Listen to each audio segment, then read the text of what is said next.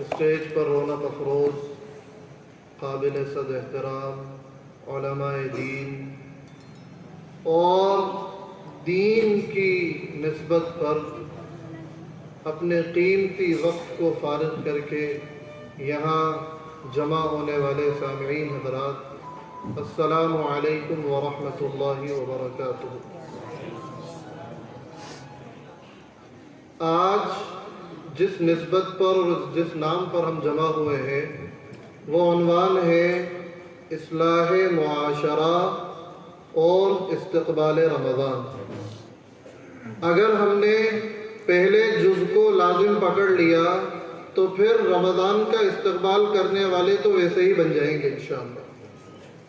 اگر معاشرے کی اصلاح ہو گئی اور ہم اپنی اصلاح، اپنے سدھار، اپنے تزکیے اور اپنی گندگیوں کو ختم کر کے دین اسلام کو مضبوطی سے پکڑنے والے بن گئے تو رمضان تو کیا، اپنی زندگی کے ایک ایک لمحے کی ہم قدر کرنے والے بن جائیں گے۔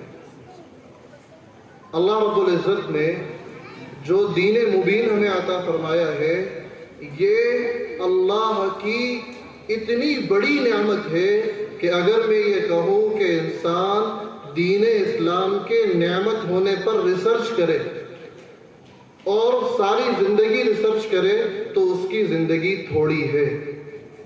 یہ ایسی نعمت اللہ رب العزت نے ہمیں عطا فرمائی۔ آپ جب دنیا کو دیکھیں گے اور تحقیقی نظر سے دیکھیں گے تو آپ کو سمجھ میں آتا جائے گا کہ دین اسلام کتنی بڑی نعمت ہے۔ آج دنیا میں دو طرح کے لوگ ہمیں نظر آتے ہیں جب ہم دیکھتے ہیں۔ ایک تو وہ ہے جو یہ سمجھتے ہیں کہ اگر ہم پیچھے جاتے جائیں گے تو ہمارا سلسلہ اور نسب جو ہے بندروں سے جڑ جائے گا،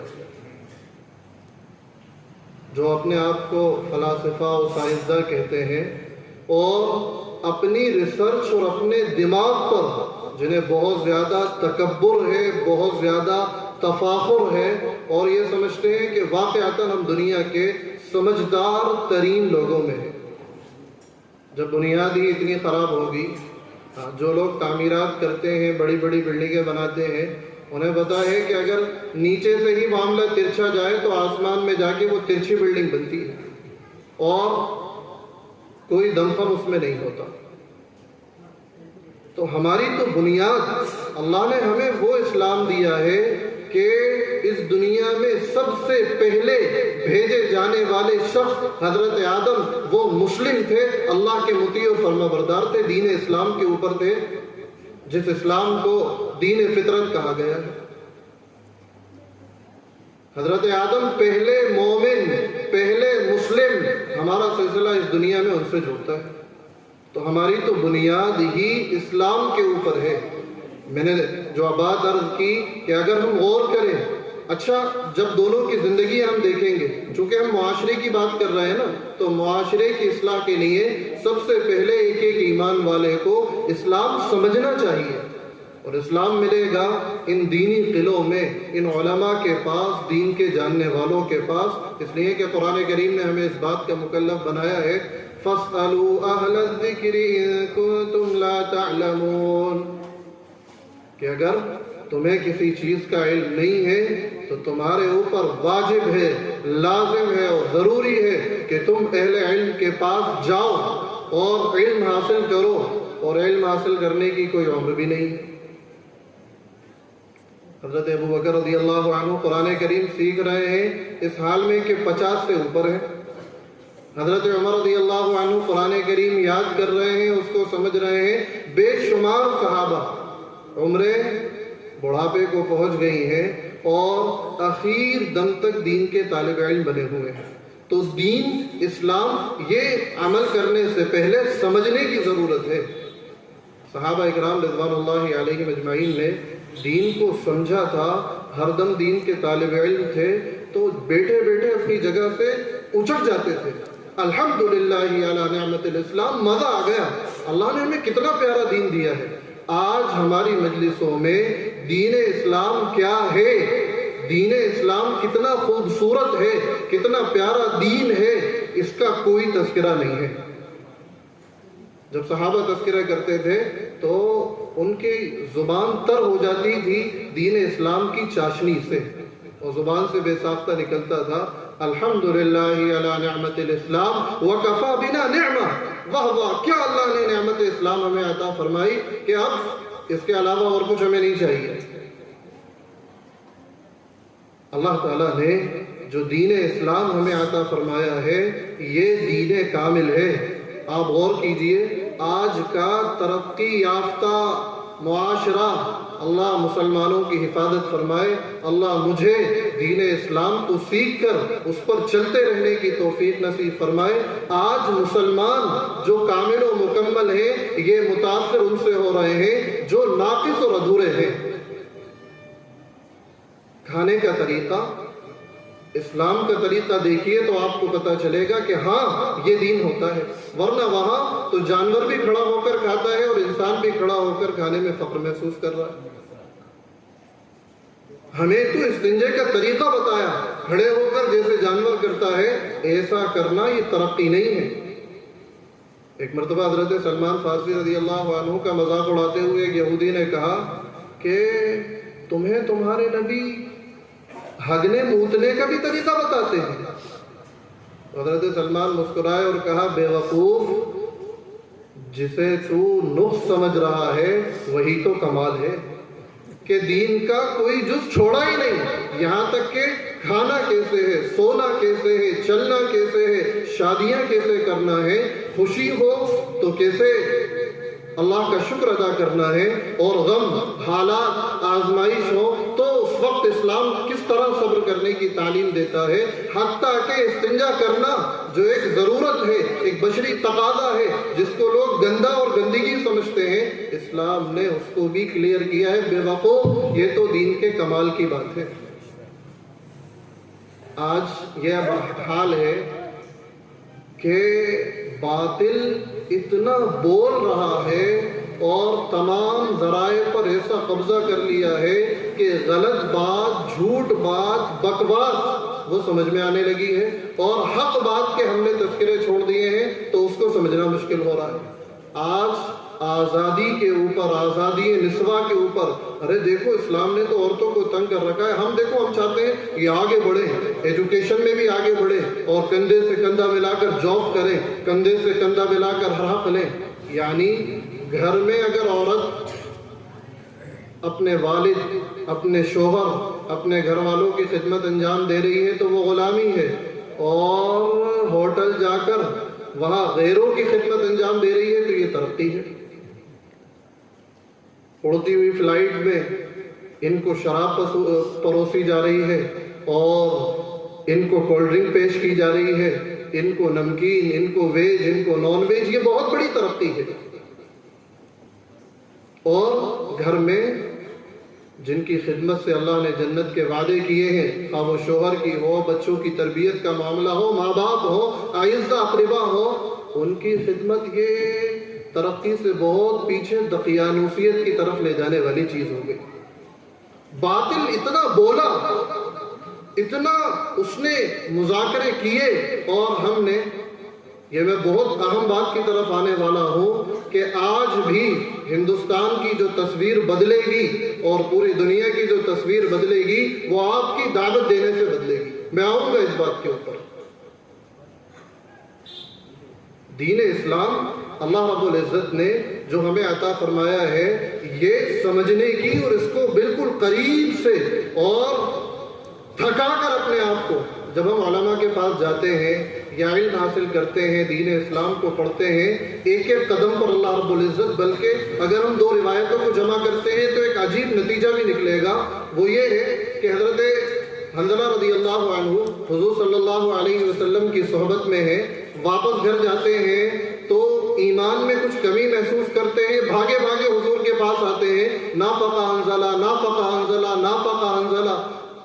تو اس پر حضور صلی اللہ علیہ وسلم نے جو بات فرمائی تھی وہ یہ تھی، حنظلہ اگر وہ کیفیت جو میرے پاس تھی وہی تمہارے اہل و عیال میں ہر جگہ موجود ہو تو لصافحتکم الملائکہ، تو پھر تو تم سے فرشتے مصافحہ کرنے لگیں گے، علی فروشکم، تمہارے بستروں کے اوپر۔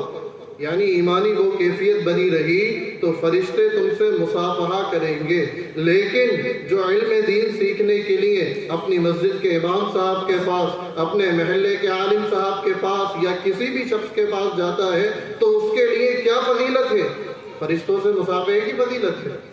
بلکہ حضور صلی اللہ علیہ وسلم نے فرمایا ان الملائکۃ لتضع اجنحتها لطالب العلم رضا بما يطلب، اور وفی روایت رضا بما صنع، کہ فرشتے جو شخص علم دین سیکھنے کے لیے اپنے گھر سے نکلتا ہے، فرشتے اس کے قدموں کے نیچے اپنے پروں کو بچھاتے ہیں اور ان سے برکتیں حاصل کرتے ہیں. مصافحے کی بات یہاں نہیں ہے، اس علم کے حاصل کرنے کی وجہ سے کہ یہ بندہ علم دین حاصل کرنے کے لیے نکلا ہوا ہے. میرے بزرگوں، دوستوں، اس وقت باطل کے جو پلانس ہیں اس میں سب سے ایک بنیادی پلان یہ ہے عوام الناس کو ان کے مقتدا، ان کے علماء، ان کے پیشوا، ان کے قائدین سے توڑ دیا جائے. اور کسی درجے میں باطل کامیاب ہو چکا ہے جس کا ہمیں احساس بھی نہیں ہوا. میں عموماً ہمارے ایک اسکول کے ساتھی کا قصہ سناتا ہوں کہ وہ ایک دن ملے، اب تو بہت بڑے آدمی ہو گئے، دنیاوی اعتبار سے بڑی ملازمت ہو گئی. کہنے لگے کہ ہمیں اور ہماری ٹیم کو اگر کوئی دین یا حدیث کوئی چیز سمجھنا ہوتی ہے، کوئی مسئلہ وغیرہ، تو ہم ان علماء کے چکر میں نہیں پڑتے، گوگل پہ سرچ کر لیتے ہیں. یہ میں ان کا جملہ نقل کر رہا ہوں. گوگل پر ڈال لیتے ہیں، ہمیں آیت بھی مل جاتی ہے، حدیث بھی مل جاتی ہے، اور وہ واقعہ بھی مل جاتا ہے، مسئلہ بھی مل جاتا ہے، سب کچھ مل جاتا ہے. باطل نے عوام الناس کو علماء سے دور ہی نہیں کیا ہے، علماء سے بزدل بھی کر ڈالا. انہوں نے کچھ نہیں کیا بلکہ دین میں اور کمیاں اور تحریفات کی ہیں اور دین کو اور نچلے درجے تک لے کر چلے گئے. یہ حال ہے اس وقت میں باطل کی محنت کا. اور جن ڈبوں کو انجن سے کاٹ دیا جائے تو پھر ان کا کیا بنے گا ہم سب جانتے ہیں. وہ کبھی بھی منزل مقصود تک ہرگز نہیں پہنچ سکتے. آج جو اصلاح معاشرہ کا عنوان ہے، اس میں ہم یہ طے کریں کہ ہم دین اسلام کو سمجھیں گے کہ دین اسلام کیا ہے اور دین اسلام کو اپنی زندگی میں لے کر آئیں گے. اس لیے کہ جب اللہ تعالیٰ نے اس کامل و مکمل دین کو پورا کیا تو قرآن کریم کی جو آیت میں نے پڑھی تھی، آیت نازل فرمائی الَّيَوْمَ يَئِسَ الَّذِينَ كَفَرُوا مِن دِينِكُمْ فَلَا تَخْشَوْهُمْ وَاخْشَوْنِ. آج اللہ نے اعلان کر دیا یہ کفار تمہارے دین سے مایوس ہو چکے ہیں. کیا مطلب ہے مایوس ہو چکے ہیں؟ اب ان سے کچھ نہیں ہو سکتا، نہ یہ اسلام کا کچھ بگاڑ سکتے ہیں، نہ مسلمانوں کا کچھ بگاڑ سکتے ہیں. یہ اعلان اللہ رب العزت فرما چکے ہیں. اور اللہ رب العزت نے آگے فرمایا الَّيَوْمَ أَكْمَلْتُ لَكُمْ. اس وجہ سے کچھ نہیں کر سکتے کہ دین ہم نے کامل اور مکمل کر دیا. جہاں نقص ہوتا ہے، کمی ہوتی ہے، اس کو مٹانے کی، اسے برباد کرنے کی تو گنجائش ہوتی ہے، لیکن جو چیز کامل و مکمل ہو اس کا کچھ نہیں بگڑ سکتا. اللہ تعالیٰ نے بہت قیمتی موقع کے اوپر اس آیت کو نازل کیا تھا کہ مکہ عرفہ کا دن حجۃ الوداع کا موقع ہے. حضور اکرم صلی اللہ علیہ وسلم اپنی اونٹنی پہ دعاؤں پہ مصروف ہیں، دھوپ کے اندر دعاؤں میں گڑ گڑا رہے ہیں، لگے ہوئے ہیں. اس وقت اللہ رب العزت نے آیت نازل فرمائی تھی کہ ہو سکتا ہے 21ویں صدی میں اور مستقبل میں ایسے لوگ پیدا ہوں جو گھبرانے لگ جائیں غیروں سے کہ یہ ہمارے دین کا ہمارا کچھ نقصان کر سکتے ہیں. ہم نے آج یہ اعلان کر دیا فَلَا تَخْشَوْهُمْ، تمہیں ان سے ڈرنے کی ضرورت نہیں ہے. ہم نے اعلان کر دیا ہے یہ دین کا کچھ نہیں بگاڑ سکتے، یہ مایوس ہو چکے ہیں تمہارے دین سے. اور تمہیں ڈرنا ہے تو مجھ سے ڈرنا ہے، میری ذات ہے جس سے ڈرنا ہے. اس لیے ایمان والا کتنے ہی فیصلے آتے رہے اور کتنی ہی باتیں چلتی رہے، ایمان والا ڈرے گا تو صرف اللہ سے ڈرے گا. اس بات کو بخوبی سمجھ لے، اس لیے کہ ہم جانتے ہیں کہ دنیا کی حقیقت کیا ہے.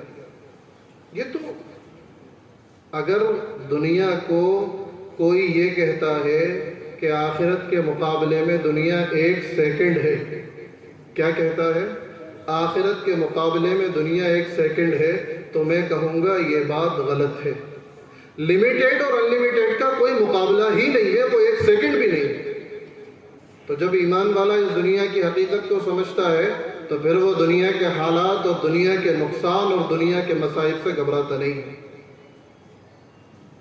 آج جو فیصلہ آیا کہ اسلام میں حجاب کوئی لازمی حصہ نہیں ہے، لہذا اسکول میں جو اسکول کی یونیفارم ہے اسی کو فالو کرنا پڑے گا. ہم اس کا قصوروار کس کو ٹھہرائیں گے اور ہر عقل مند آدمی کس کو ٹھہرائے گا؟ ان مسلمان عورتوں کو جنہوں نے حجاب کو چھوڑا. سپریم کورٹ پہ جائیں گے اور یہ کریں گے، وہ تو سب بات کی باتیں ہیں. سب سے بنیادی بات یہ ہے کہ یہ جو فیصلے آتے ہیں یہ آپ کی پاپولیشن کو اور آپ کی حرکات و سکنات کو آپ کیا کر رہے ہیں یہ دیکھ کر آتے ہیں. ارے یہ تو بازار ہوں، مارکیٹس ہوں، مالز ہوں، ان کے سفر ہوں، ہر ان کی شادیاں ہوں، کوئی دین ہی نہیں ہے، کہیں کوئی حجاب نہیں ہے، تو پھر بلا وجہ حجاب کے اوپر پورا مسئلہ بنایا جا رہا ہے. لیکن اگر اہتمام کے ساتھ آج جو ہے دی ٹائمز آف انڈیا میں 2 خبریں ساتھ میں پڑھنے میں آئی، ایک یہ اور ایک دوسری خبر یہ کہ وہ جو ہمارے سکھ بھائی ہیں وہ جو اپنے ساتھ میں ایک چھوٹا سا چاقو رکھتے ہیں جس کی انہیں پرمیشن ہے، اب وہ فلائٹ میں بھی وہ لے جا سکتے ہیں. یعنی جو اپنے دین کو مضبوطی سے پکڑے گا لوگ مجبور ہوں گے انہیں ان کے دین پر چلنے دینے کے اوپر. تو میں یہ بات عرض کر رہا تھا کہ اللہ رب العزت نے ایسا کامل و مکمل دین ہمیں عطا فرمایا اور اس پھر دین کو مکمل بھی فرمایا اور فرمایا الیوم اکملت لکم دینکم واتممت علیکم نعمتی، میں نے اپنی نعمت کو تم پر پورا کر دیا ہے، ورضیت لکم الاسلام دینا، اور تمہارے لیے دین اسلام کو میں نے پسند کر لیا. یہ ڈر، یہ خوف اللہ کا دل میں کیسے پیدا ہوگا اور مخلوق کا خوف کیسے نکلے گا؟ مجدد ملت، فقیہ الامت، حکیم الامت حضرت مولانا اشرف علی تھانوی رحمۃ اللہ علیہ نے لکھا ہے کہ یہ پیدا ہوگا جب ہم دوسری آیت پر عمل کریں گے جس میں اللہ تعالیٰ فرماتے ہیں وَمَنْ أَحْسَنُ قَوْلًا مِّمَّنْ دَعَا إِلَى اللَّهِ وَعَمِلَ صَالِحًا وَقَالَ إِنَّنِي مِنَ الْمُسْلِمِينَ، کہ اس شخص سے اچھی بات کس کی ہو سکتی ہے کہ ہمیں اسلام کی محاسن، اسلام کی خوبیوں کو بیان کرنا ہے دوسروں کے سامنے. آج ہمارے جو ملکی بھائی ہیں، ہم خود غور کریں کہ میں نے اپنی زندگی میں اپنے ملکی بھائیوں کے سامنے اسلام کو کس درجہ پیش کیا ہے. وَعَمِلَ صَالِحًا، زبان سے بھی پیش کرنا ہے اور عمل کر کے بھی دکھانا ہے. پھر دیکھیے آپ اس کے کیا نتائج ظاہر ہوں گے. یہ جو پوری دنیا کے اندر اللہ نے اسلام کو پہنچایا، جو تاریخ پڑھتے ہیں، جنہوں نے تاریخ پڑھی ہے وہ واقف ہیں، یہ ڈنڈے اور تلوار کے زور پر اسلام ساری دنیا کے اندر نہیں پھیلا. لوگوں نے اسلام کو جانا، پہچانا، اسلام میں داخل ہو گئے.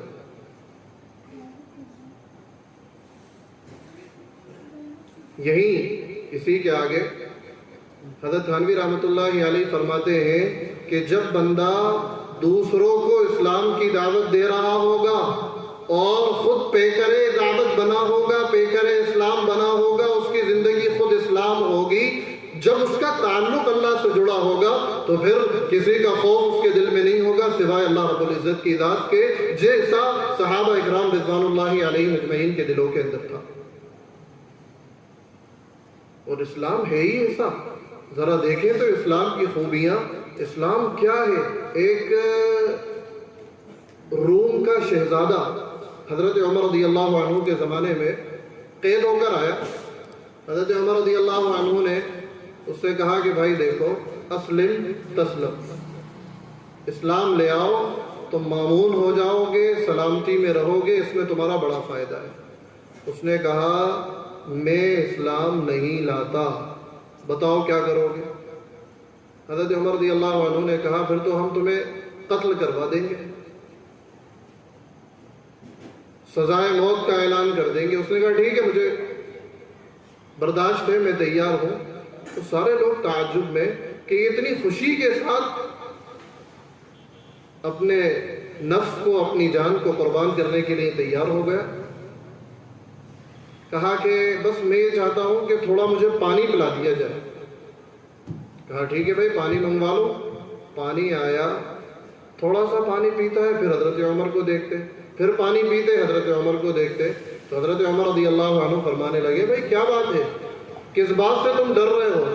کہنے لگا وہ شہزادہ کہ مجھے اس بات کا ڈر ہے کہ کہیں آپ مجھے پورا پانی نہ پینے دو اور میری گردن اڑ جائے۔ حضرت عمر نے کہا جب تک تم یہ پانی پورا نہیں پیو گے میں تمہیں زبان دیتا ہوں کہ تمہیں قتل نہیں کیا جائے گا، مارا نہیں جائے گا۔ سمجھدار تھا شہزادہ، فوراً اس نے پانی زمین پہ پھینک دیا اور کہا ابھی آپ نے زبان دی تھی کہ جب تک تم یہ پانی نہیں پی لو گے، جب تک تمہیں قتل، اب تو میں نے پیے نہیں، جب تک یہ پانی تمہارے گلے میں نہ اتر جائے گا تم پی نہیں لو گے، جب تک تمہیں قتل نہیں کیا جائے گا۔ میں نے تو اسے پھینک دیا، زمین نے اسے پی لیا، اب تو موقع ہی نہیں بچا۔ حضرت عمر رضی اللہ عنہ فرمانے لگے کہ ہم نے تمہیں زبان دی تھی، اور ایمان والا اپنے وعدے کا، اپنی زبان کا سچا ہوتا ہے، ہم نے تمہیں معاف کیا۔ یہ جملہ سننا تھا کہ اس شہزادے نے کہا اشہد ان لا الہ الا اللہ واشہد ان محمدًا عبدہ ورسولہ۔ یہ ہے ہماری تاریخ۔ حضرت عمر پوچھنے لگے اس شہزادے سے کہ یہ بتاؤ کہ یہ تم نے واقعتاً اسلام قبول کیا ہے یا صرف ہماری ہیبت میں کر لیا؟ کہا حضرت عمر سے امیر المومنین اسلام قبول کرنے کا ارادہ تو پہلے ہی سے تھا، لیکن میں چاہتا تھا کہ اسلام ایسے قبول کروں کہ دنیا میں کوئی یہ نہ کہے کہ اس شہزادے نے موت کے ڈر سے، تلوار کے ڈر سے، مر جانے کے خطرے سے اسلام کو قبول کیا ہے۔ تو پھر یہ میسج دنیا میں جائے گا، جب تاریخ لکھی جائے گی، جب اس کو بیان کیا جائے گا، تب یہ تصور کیا جائے گا کہ میں شہزادہ ہوں، میں نے ڈر کر اسلام نہیں، میں نے تو خوشی سے اسلام کے وعدے کو دیکھ کر، اسلام کے کمال اور خوبیوں کو دیکھ کر میں نے اسلام قبول کیا۔ میں یہ ظاہر کرنا چاہتا ہوں۔ حضرت تھانوی رحمۃ اللہ علیہ ایک مرتبہ سفر کر رہے تھے اور ایک مولوی صاحب مل گئے، انہوں نے کہا حضرت تھانوی ٹرین میں ہے، وہ بھی سامنے آ کر بیٹھ گئے اور کچھ مذاکرہ چلنے لگا، اور مذاکرہ اتنا لمبا چلا کہ وہ جو مولوی صاحب تھے انہیں جس اسٹیشن پر اترنا تھا وہ اسٹیشن آ گیا اور نکل گیا۔ مولوی صاحب نے کہا حضرت میرا جو اسٹیشن تھا وہ نکل گیا ہے۔ تو حضرت تھانوی رحمۃ اللہ علیہ نے کہا تم جاؤ ٹی ٹی سے بات کرو اور اس سے کہو کہ میں آگے نکل آیا ہوں، اس کا جو بھی فائن ہے، جو بھی حکومت کو جاتا ہے میں دینے کے لیے تیار ہوں۔ وہ گئے تو اس نے کہا کہ نہیں آپ تو بیٹھ جائیے، اگلے اسٹیشن پر ٹکٹ لے لیجئے گا، میں نے اگلے اسٹیشن تک کے لیے آپ کو معاف کیا۔ اب ایک پنڈت بیٹھا ہوا یہ سارا تماشا دیکھ رہا تھا۔ اس کے بعد وہ آئے حضرت تھانوی کے پاس اور کہا کہ اس نے تو معاف کر دیا۔ تو حضرت تھانوی نے کہا اللہ کے بندے، یہ کیا ٹرین کا مالک ہے جو اس کے معاف کرنے پہ تم مطمئن ہو گئے؟ یا تو سرکار کی ٹرین ہے یا کسی کمپنی کی ٹرین ہے، تم یہ کرنا اگلے اسٹیشن پر اتر کر اتنی یہ جو مسافت ہے، اتنے کلومیٹر کا ٹکٹ لینا کوئی بھی اور اس کو پھاڑ کر پھینک دینا۔ تو کیوں حضرت؟ کہا کہ جتنا تم نے استعمال کیا ہے اتنا پیسہ ان تک پہنچ جائے گا۔ یہ جب اس پنڈت نے دیکھا تو آ کر بیٹھا اور حضرت تھانوی رحمۃ اللہ علیہ کے ہاتھ پیر چومنے لگا اور کہنے لگا کہ دیکھا میں نے کہ کتنا اسلام وعدے، اصول، انصاف پر مبنی ہے، بس میرے دل نے ایک دم سے یہ آواز دی مجھے کہ مجھے تو یہ دین قبول کرنا ہے۔ میرے بھائیوں، آج ہم یہ طے کر کے جائیں کہ ہم دین اسلام کا نمونہ بنیں گے انشاءاللہ۔ ہاں، ورنہ یہ ہمارا جمع ہونا، یہ جلسہ کامیاب نہیں ہوگا کہ اگر ہم نے آج سنا اور کل بھی ہم وہی تھے جو آج گزشتہ تھے، کوئی تبدیلی، کوئی انقلاب، کوئی فرق نہیں آیا، تو یہاں جمع ہونا، ان بڑے علماء کرام کا تشریف لانا، آپ کا اپنا وقت نکالنا، یہ سب ضائع اور بیکار ہو جائے گا۔ آج یہ طے کریں کہ دین اسلام کے جتنے شعبے ہیں، اسلام ہے کیا، پہلے پورے طور پر یہ پڑھیں گے، سمجھیں گے، اور پھر دین اسلام کے اوپر خود بھی چلیں گے، اس سارے عالم کو چلانے کی فکر کریں گے انشاءاللہ۔ جو میں نے آیتیں پڑھی تھی، میں عموماً ان الذین قالوا ربنا اللہ سے لے کر پوری آیت پڑھتا ہوں، کیونکہ علامہ قرطبی، امام رازی رحمۃ اللہ علیہ، یہ دونوں حضرات فرماتے ہیں کہ یہ آپس میں یہ تمام آیتیں مربوط ہیں، کہ اللہ تعالیٰ فرماتے ہیں کہ جنہوں نے یہ کہا اللہ ہمارا رب ہے، امام رازی رحمۃ اللہ علیہ نے لکھا ہے کہ اللہ تو مشرکین مکہ بھی مانتے تھے، رب ماننے کا حکم ہمیں دیا گیا ہے۔ رب ماننے کا مطلب یہ ہے کہ ہمیں کوئی نقصان پہنچا تو بھی ہم یہ کہیں کہ یہ تو ہمارے اللہ کی طرف سے ہے، کوئی بھلائی پہنچی تو یہ بھی ہمارے اللہ کی طرف سے ہے۔ رب ماننا، ہر وقت دین اسلام پر چلتے رہنا، ہر وقت دین پر جمے رہنا، تب کہا جائے گا کہ ہاں ہم نے اللہ کو اپنا رب مانا۔ اور پھر آگے اللہ فرماتے ہیں ثم استقاموا، ایک دن، ایک ہفتہ، ایک چلہ، 2 مہینے دیندار بننے کا مسئلہ نہیں ہے، ثم استقاموا، پھر اس پر جم کر بھی دکھانا ہے۔ جو ایسی زندگیاں گزارتا ہے تتنزل علیہم الملائکہ، پھر اس کی موت اتنی شاندار اور استقبال والی ہوتی ہے کہ دنیا میں کسی پی ایم کا، کسی سی ایم کا اور کسی بڑے آدمی کا وہ استقبال اس بندے نے دیکھا بھی نہیں ہوتا۔ حدیث میں آتا ہے نا، کما تعیشون تموتون، تم جیسے جیو گے موت بھی اسی حال میں آئے گی، یہ حقیقت ہے۔ ہاں، جس نے ساری زندگی بلون بیچے، صبح شام بلون ہی بلون، اور کوئی دین نہیں، کوئی اور اللہ کی اطاعت و فرما برداری نہیں، تو ہم نے اپنی آنکھوں سے منظر دیکھا کہ وہ اس دنیا سے جا رہے ہیں اور زبان پر یہ ہے کہ یہ بلون 50 کا، یہ بلون 20 روپے کا۔ ایک بہت بڑے سیٹھ جی، ان کے یہاں جانا ہوا، اخیر موقع پر بھی انہیں اپنی دکانوں کی ہی فکر تھی، اخیر لمحے تک بھی ان پر جو غلبہ تھا وہ ان کی دکانوں اور ان کے کاروبار کا تھا۔ اور حضرت علی رضی اللہ عنہ اور صحابہ کی موتیں دیکھیں، ہم کسی بھی صحابی کی زندگی اٹھا کر دیکھیں، حضرت علی رضی اللہ عنہ فجر سے پہلے کا وقت ہے اور لوگوں کو نماز کی طرف بلا رہے ہیں، تعالوا الی الصلاۃ، حی علی الصلاۃ، آ جاؤ بھائی، آ جاؤ آ جاؤ آ جاؤ، نماز کی طرف آ جاؤ، اور لوگوں کو اللہ کی طرف بلاتے بلاتے مسجد میں داخل ہوئے، اور ابن ملجم پیچھے چھپا ہوا تھا، اس نے حملہ کیا، وہیں شہید ہو گئے، لوگوں کو اللہ کی طرف بلاتے ہوئے اس دنیا سے چلے گئے۔ حضرت عثمان غنی رضی اللہ عنہ، آپ کو بڑا گہرا تعلق تھا اللہ کی کتاب سے، خاص طور پر تلاوت سے، بہت زیادہ تلاوت کرتے تھے۔ اسی لیے جب آپ جمع قرآن کی تعریف پڑھیں گے، قرآن کریم تو کہیں پتھروں پر، تختیوں پر، چمڑوں پر، کپڑوں پر اس طرح تھا، اس کو ایک جگہ جمع کرنا ایک بڑا تاریخی کارنامہ ہوا، اس میں نمایاں کردار حضرت عثمان غنی رضی اللہ عنہ کا تھا۔ قرآن سے بڑا شغف تھا، جب موقع ملتا تھا تلاوت کرتے تھے، جب بلوائی گھسے اور ان کو شہید کیا تو آپ کے لہو کے مبارک چھینٹے وہ قرآن کریم پر پڑے، آپ اس وقت بھی تلاوت کر رہے تھے، تلاوت کرتے کرتے اس دنیا سے چلے گئے۔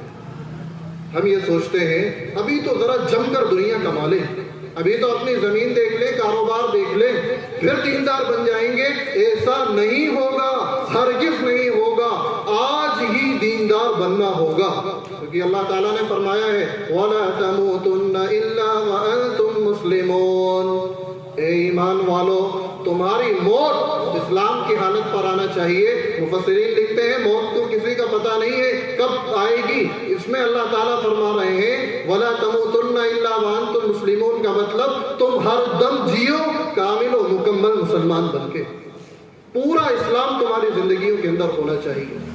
عبادات ہی اسلام کا نام نہیں ہے.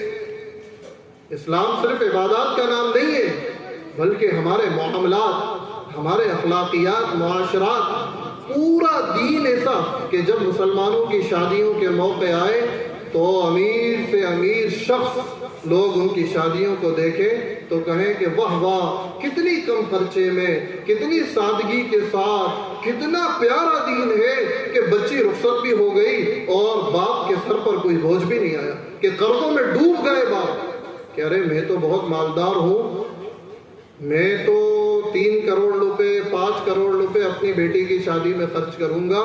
میرے اس زیادہ خرچ کرنے کی وجہ سے جن جن لوگوں کو مجبور ہو کر زیادہ خرچ کرنا پڑے گا، ان کی آہ، ان کی تکلیف اور ایک بری چیز کے پھیلانے والا میں بنوں گا، اس کی سزا مجھے دنیا اور آخرت دونوں جگہ بھگتنا پڑے گی.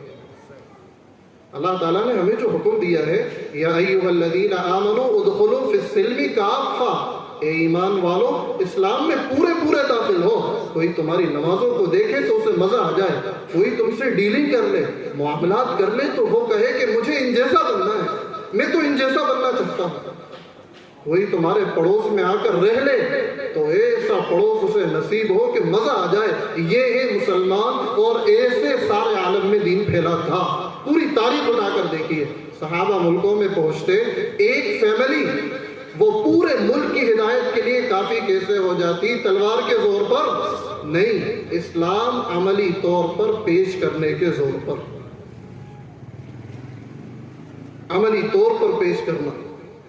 اللہ تعالیٰ نے ہمیں اس بات کا مکلف بنایا ہے کہ خوشی کے موقع ہیں، غم کے موقع ہیں، بڑے اچھے حالات ہیں، ہر وقت اسلام جھلک رہا ہو ہماری زندگیوں سے. پھر دیکھیے اللہ تعالیٰ کیسی بلندیاں، کامیابیاں، رفعتیں، ہر چیز اللہ تعالیٰ ہمارے قدموں کے اندر ڈالیں گے. اس لیے کہ اللہ تعالیٰ نے یہ بات فرما دی ہے، وَأَنْتُمُ الْأَعْلَوْنَ إِن كُنتُم مُؤْمِنِينَ، تم ہی سر بلند رہو گے، تم ہی غالب رہو گے. یہ مت سمجھنا کہ تمہارے سامنے حالات کچھ اور ہو رہے ہوں، دنیا کا رخ بدل رہا ہو، تم اسلام پر آ کے تو بتاؤ، اسلام کے داعی بن کے تو بتاؤ. شاہ ولی اللہ محدث دہلوی رحمۃ اللہ علیہ کا ایک مقولہ پڑھا. حضرت نے فرمایا کہ جب ہندوستان میں یہ ہمارے ملکی بھائی، ان کی ہوا اور دھرم کے نام پر ایک فضا اور ایک ماحول بننے لگے، اسلام کے خلاف ماحول بننے لگے، تو یہ اشارہ ہے اس بات کا کہ اللہ اب عمومی ہدایت کی ہوا چلائیں گے. لیکن یہ جب چلے گی جب ہم اسلام کو پیش کریں گے. ایک سپریم کورٹ کے بڑے وکیل ہیں، وہ کہنے لگے کہ جسٹس نائیڈو مجھ سے کہہ رہے تھے کہ تم کیسے مسلمان ہو کہ تمہارے اندر مسلمانوں کی صفت ہی نہیں ہے. کہا حضرت بتائیے کیا صفت نہیں ہے؟ میں تو ماشاءاللہ داڑھی بھی ہے میری سپریم کورٹ کا جج ہونے کے بعد، وکیل ہونے کے بعد. کہا کہ جو مسلمانوں کے کام ہیں وہ تم کرتے ہی نہیں ہو. تم کبھی جھوٹ نہیں بولتے، تم کبھی رشوت نہیں لیتے، فراڈ اور دغا بازی نہیں کرتے، گٹکا نہیں کھاتے، اور بہت ساری چیزیں جو کہا. حضرت سر سوری پلیز، آپ جن چیزوں کو اسلام سمجھ رہے ہیں اسلام وہ نہیں ہے، میں جس پر چل رہا ہوں وہ اسلام ہے. افسوس اس بات کا ہے کہ ہماری قوم نے اسلام کو یوں ہی پیش کیا. ایک وہ تھے جو اسلام کے قدرداں تھے کہ جب انہوں نے اسلام کو پیش کیا تو سارا عالم وَرَأَيْتَ النَّاسَ يَدْخُلُونَ فِي دِينِ اللَّهِ أَفْوَاجًا، کہ سارا عالم دین اسلام میں داخل ہوا، فوج در فوج، قبیلے در قبیلے. اور آج بھی ہدایت کی عمومی ہوائیں چلیں گی، شرط یہ ہے کہ ہمارے معاشرے کے ایک ایک فرد میں دین اسلام داخل ہو جائے. ہماری بچیوں سے کوئی ملے تو ان میں تقویٰ نظر آئے، ہماری بچیوں سے کوئی دوستی کرے تو ان میں حیا، ان میں دین نظر آئے کہ مزہ آ جائے. ہمارے بچوں کے ساتھ کوئی کھیلے، ہمارے نوجوانوں سے کوئی دوستی کرے، ہمارے بڑے بوڑھوں کے ساتھ کوئی بیٹھے تو پورے معاشرے کے اندر دین جھلک رہا ہو ایسے۔ اور میں ایک بات اور عرض کر دوں، ہمیں اپنے ذہن کو وسیع اور کشادہ رکھنا چاہیے کہ دین اسلام کیا ہے۔ میں صرف نماز پڑھ کر یہ سمجھ رہا ہوں کہ یہی دین ہے، میں روزے رکھ کر یہ سمجھ رہا ہوں کہ یہی دین ہے، میں تھوڑی تسبیح پڑھ کر یہ سمجھ رہا ہوں یہ دین ہے، ہرگز نہیں۔ پورے دین میں آنا ہوگا۔ ارے صاحب، یہ مظلوم کی جو آواز ہے، اس کی آواز میں آواز دینا یہ اپنا کام نہیں ہے۔ ارے وہاں فلانے شہر میں ایک بچی پر ظلم ہوا، ایک بچے پر، ارے صاحب یہ اپنا کام نہیں ہے، اپن کیوں ان چکروں میں پڑے؟ یہ اسلام کو آدھا ادھورا سمجھنا اور اسلام کو ڈیوائیڈ کرنا کہ نہیں یہ اسلام نہیں ہے، اللہ نے کسی کو اس کی اجازت نہیں دی۔ وہ مجرم ہے وہ شخص جو یہ سمجھے کہ نہیں یہ اپنا کام نہیں ہے، پورا دین اپنا کام ہے۔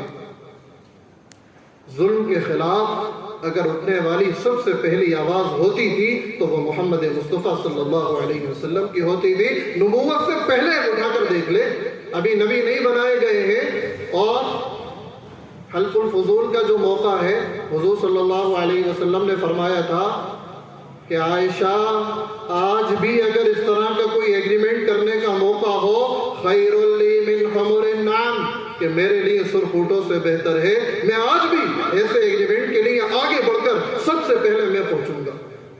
ایک مرتبہ ایک شخص آیا جس کے پیسے، جس کا مال ابو جہل نے دبا رکھا تھا، اور یہ مکہ کا ابتدائی دور ہے جب حضور پر ابو جہل بہت ظلم کر رہا تھا، مسلمان بڑے کمزور تھے، تو کسی نے چھیڑنے کے لیے کہہ دیا کہ تمہارا پیسہ یہ محمد دلوا سکتے ہیں، کہ یہ جائیں گے حضور صلی اللہ علیہ وسلم لے کر تو ابو جہل اور مارے گا اور برا بلا کہے گا۔ تو حضور صلی اللہ علیہ وسلم کے پاس وہ شخص پہنچا اور کہا کہ مجھے آپ میرا حق دلوائی۔ حضور نے کہا کس نے لیا ہے؟ کہا ابو جہل نے۔ تو حضور ایک دم سے تعجب میں پڑ گئے، کہا کہ کس نے تمہیں میرا ایڈریس دیا؟ کہا وہ کچھ لوگ تھے انہوں نے دیا۔ تو حضور صلی اللہ علیہ وسلم نے اس نوجوان کا ہاتھ پکڑا، اور ابو جہل گھر کے باہر چبوترے پہ کئی لوگوں کے ساتھ بیٹھا ہوا تھا، اکیلا بھی نہیں، کئی لوگوں کے ساتھ بیٹھا ہوا تھا۔ حضور صلی اللہ علیہ وسلم پہنچے اور کہا یا ابا جہل، اے ابو جہل، ان کا حق ادا کرو۔ ابو جہل فوراً گیا اور اندر سے کچھ تھیلیاں نکال کر رایا اشرفی دینار اور ادا کر دیے۔ تو آس پاس بیٹھے لوگ کہنے لگے کہ ارے تم تو محمد کو بالکل بھی کچھ نہیں سمجھتے اور برا بھلا کہتے رہتے ہو، لیکن یہ آئے اور تم نے جھٹ سے مال لا کر نکال کے دے دیا۔ تو وہ کہنے لگا یہ جب آئے تو اکیلے نہیں تھے، مجھے ان کے ساتھ ایسا لشکر نظر آیا کہ اگر میں نے چند سیکنڈ بھی تاخیر کی تو میری گردن اڑا دے گی۔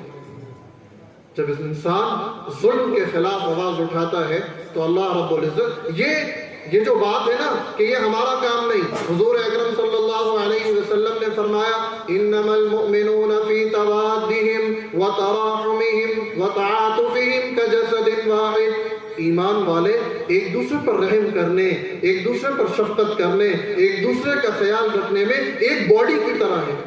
جب ہماری باڈی میں پیر میں اگر کوئی بہت بڑا چیرا لگ جائے، زخم ہو جائے، تو آنکھوں سے آنسو نکلتے ہیں، زبان سے تکلیف کی آواز سے پورا جسم بخار کے اندر مبتلا ہوتا ہے۔ حضور نے فرمایا اذا اشتکا منہ عضو تداعى له سائر الجسد بالسحر والحمى، کہ پوری دنیا میں ایمان والے ایسے ہیں کہ اگر کسی ایک کو بھی تکلیف ہو مشرق میں تو مغرب میں جو ایمان والا ہے وہ تڑپ اٹھے کہ نہیں، ہمیں ظلم کے خلاف آواز اٹھانا ہے، ہمیں آگے بڑھنا ہے، یہ ہماری ذمہ داری، ہم نے خود سے نہیں لی، ہمارے اللہ نے دیے، ہمارے نبی ہم کو دے کر گئے۔ اور تاریخ کے اوراق جب گردانتے ہیں، اوراق پلٹتے ہیں، تو پھر ہمیں پتہ چلتا ہے کہ ایمان والوں نے یہ کر کے دکھایا۔ ایک علاقہ غالباً آموریا یا اموریا اس کو کہتے ہیں، جو اس وقت ترکی کے اندر ہے، وہ پہلے رشیا کا حصہ تھا، روس کا حصہ تھا، اور وہاں عیسائیوں کی حکومت تھی۔ ایک نوجوان بچی کو کچھ عیسائی لڑکوں نے اس کے حجاب کی وجہ سے چھیڑا اور اس کے حجاب کو پکڑ کے کھینچ دیا. وہ باغیرت بچی تھی, اس نے ایک تماچا رکھ کر دیا تو وہ نوجوان وہیں گر پڑا. اور پولیس والوں نے فوراً کہ بھائی غلطی اسی کی ہے, ہم کیوں ایسے قانون ایسے لا پر بھروسہ کریں جو یہ طے کر چکا ہے کہ ہمیں ان کے خلاف چلنا ہے. تو فوراً اس کو پکڑ لیا. اس نے جب پکڑا ایک جملہ منہ سے ادا کیا, وہ کہا واہ معتصمہ واہ معتصمہ واہ معتصمہ. یہ جملے اس نے کہے. ایک مسلمان وہاں دیکھ رہا تھا, اس نے معتصم باللہ کو خط لکھا اور روانہ کر دیا. معتصم باللہ کے پاس جب پورا واقعہ پہنچا اور انہوں نے دیکھا تو دیکھ کر فوراً انہوں نے خط روانہ کیا اور خط میں لکھا کہ اس بچی کو چھوڑ دو, اس لیے کہ اس بچی کے اسلام پر چلنے سے ان نوجوانوں کو تکلیف تھی, انہوں نے اس کو چھیڑا. اس نے جوابی کارروائی جو کی بالکل ٹھیک تھی, اگر تو اس کو نہیں چھوڑے گا تو میں تیری اینٹ سے اینٹ بجا دوں گا اور ایسا لشکر لے کر تیرے پاس پہنچوں گا بدایتہ عندک و نہایتہ عندی, کہ جس کی ابتدا تیرے پاس ہوگی اور لشکر کا ایک کونا ہمارے پاس ہوگا. اتنا بڑا لشکر لے کر میں تیرے پاس پہنچوں گا. اس نے سوچا, جب خط پہنچا تو اس بادشاہ نے سوچا کہ ایک لڑکی کے چکر میں یہ کہاں آئیں گے معتصم باللہ, لیکن تاریخ گواہ ہے انہوں نے لشکر کشی کی اور مورخین نے لکھا اور قیامت تک آنے والے ایک ایک ایمان والے کو یہ واقعہ جھنجھوڑے گا کہ جب دیکھا کہ وہ بادشاہ ٹس سے مس نہیں ہوا تو پھر لشکر کشی کی اور اینٹ سے اینٹ بجا دی اور ایسا زوردار حملہ بولا اور اس بادشاہ کو بھی قید کیا. اور قید کر کے معتصم باللہ نے کہا ابھی سارے کام بعد میں, ساری چیزیں بعد میں, سب سے پہلے مجھے اس بچی کے پاس لے چلو, مجھے اس بچی سے ملاقات کرنا ہے. وہ باحجاب بچی ایک کوٹری میں بند تھی, یہ وہاں پہنچے.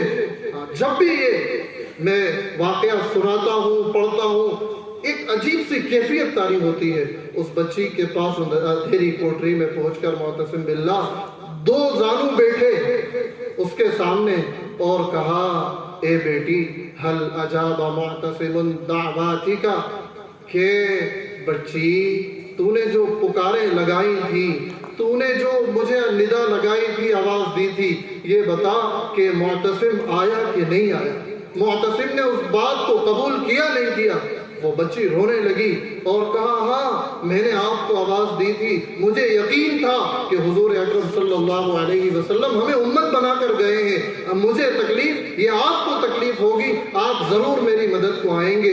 معتصم باللہ نے کہا بیٹی بس یہ گواہی حضور اکرم صلی اللہ علیہ وسلم کو روز محشر بھی دے دینا, روز محشر بھی کہہ دینا کہ معتصم میری اس پکار پر آیا تھا.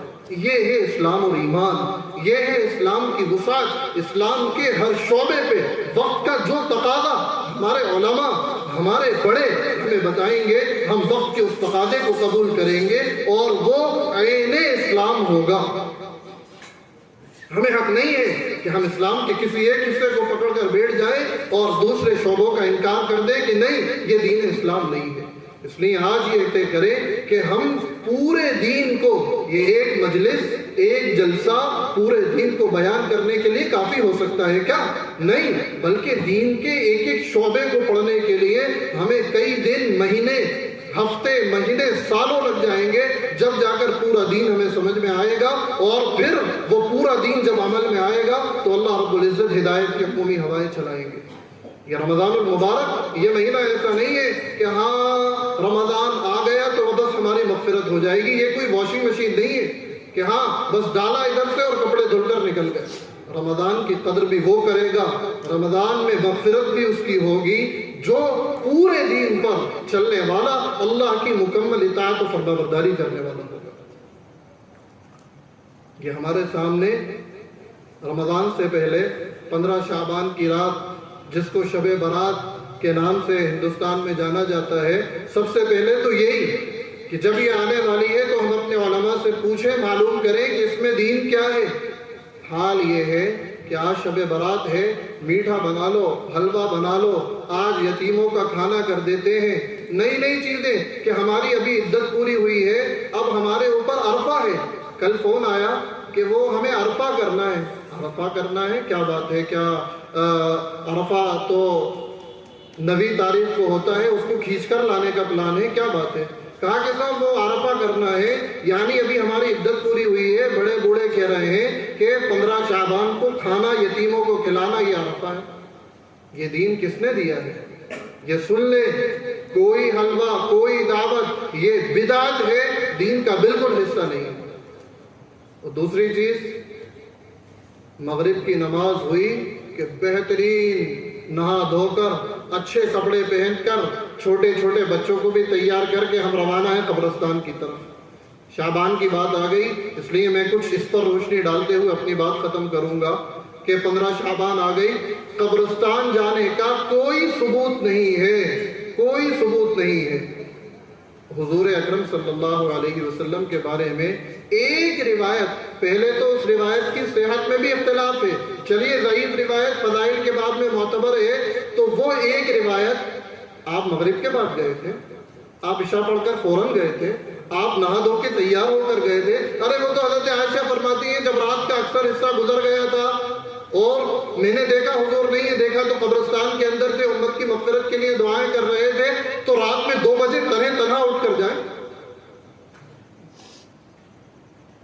بالکل سناٹے کے اندر پہنچ جائیں اور ہو گئے۔ وہ بھی حضور نے ایک مرتبہ کیا، اس کے بعد بھی تو شعبان آیا، اس کے بعد کئی شعبان آئے، اس کے بعد حضرت ابو بکر کا دور، حضرت عمر، حضرت عثمان، حضرت علی کا دور آیا، یہ ان سب کے یہاں تو شعبان پہنچا، تو پھر یہ کیوں نہ وہاں پہنچے؟ اور اس 15 شعبان میں کیوں قبرستان کے چکر نہیں لگائے؟ اور ہمارا تو اب حال یہ ہو گیا کہ باقاعدہ لائٹنگ، سجاوٹ، حلوے، نمکین، یہ سب وہاں اسلام میں اس کی بالکل بھی گنجائش نہیں ہے۔